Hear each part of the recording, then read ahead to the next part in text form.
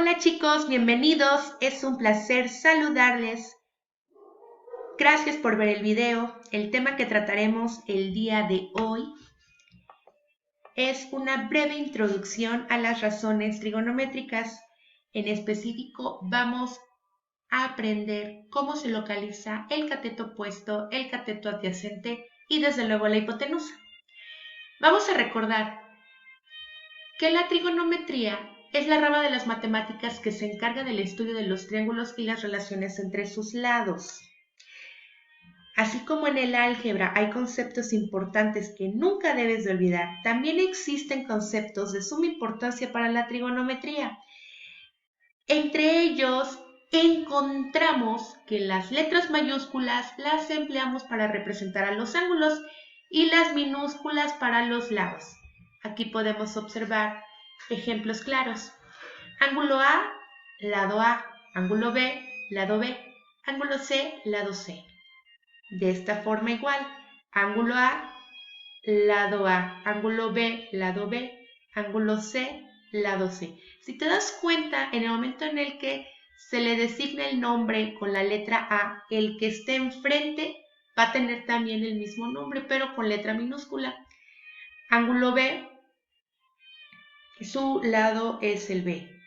Ángulo C, su lado que está enfrente será C. Para la trigonometría, todos los triángulos que existen se van a reducir a dos tipos. Los triángulos rectángulos, que ya los conocemos y hemos trabajado muy bien, cuya característica es que tengan un ángulo de 90 grados. Y acuérdate que siempre lo designamos con un cuadradito en donde se encuentra el ángulo recto. Y los triángulos oblicuángulos, que no tienen ángulo recto. En general debemos de recordar que un triángulo tiene 9 elementos básicos, 3 lados, 3 ángulos y 3 vértices.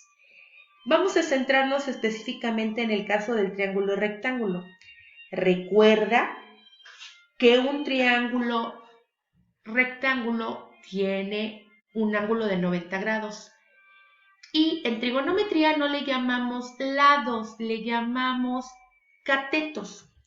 En trigonometría vamos a ver que al cateto adyacente lo vamos a abreviar con CA, al cateto opuesto con CO y a la hipotenusa desde luego con la letra H. Recuerda que en un triángulo rectángulo, cuando tú localices su ángulo recto, el lado que esté enfrente siempre será la hipotenusa. O de otra manera más fácil, la hipotenusa será el lado más largo. Vamos a empezar a ubicarlos. Acuérdate que el nombre de los catetos va a depender del ángulo que te indiquen en el triángulo. Observa este triángulo rectángulo. Lo primero que debemos de hacer es ubicar desde luego su hipotenusa. Aquí está su ángulo recto. Entonces, como está el ángulo recto enfrente, estará la hipotenusa, ¿verdad? Ahora bien, aquí yo te voy a señalar el ángulo A. Le quiero poner ángulo A, puede ser C, D, E, F, G o empleamos el alfabeto griego, ¿de acuerdo? Ahora, voy a localizar mi cateto opuesto y mi cateto adyacente con respecto a este ángulo. El lado que esté enfrente a mi ángulo siempre va a ser mi cateto opuesto. Y el lado que forme mi ángulo va a ser mi cateto adyacente. Fácil, ¿no? Veamos otro ejemplo. Acuérdate que los catetos dependen del ángulo que te indiquen en el triángulo. Ahora quiero que localicemos con respecto a este. Quiero nombrarlo a este ángulo que es el ángulo B. Lo más sencillo de localizar siempre será la hipotenusa. La puedes localizar, ya te dije, por dos formas. Reconociendo cuál es el lado más largo o localizando tu ángulo recto y enfrente quedaría nuestra hipotenusa. El cateto opuesto de este ángulo va a ser el que esté enfrente, ¿sí? Enfrente. Entonces, ese sería mi cateto opuesto. Y el lado que forma mi ángulo sería cateto adyacente. Vamos a este ejercicio práctico. Identifiquen los siguientes triángulos rectángulos, el cateto opuesto y el cateto adyacente. Con respecto al ángulo que se indica, coloca el nombre a los ángulos. Acuérdate que al inicio del video dijimos que todos los ángulos se van a ubicar con las letras mayúsculas. ¿De acuerdo? Este es el lado B, entonces por lógica este es el ángulo B.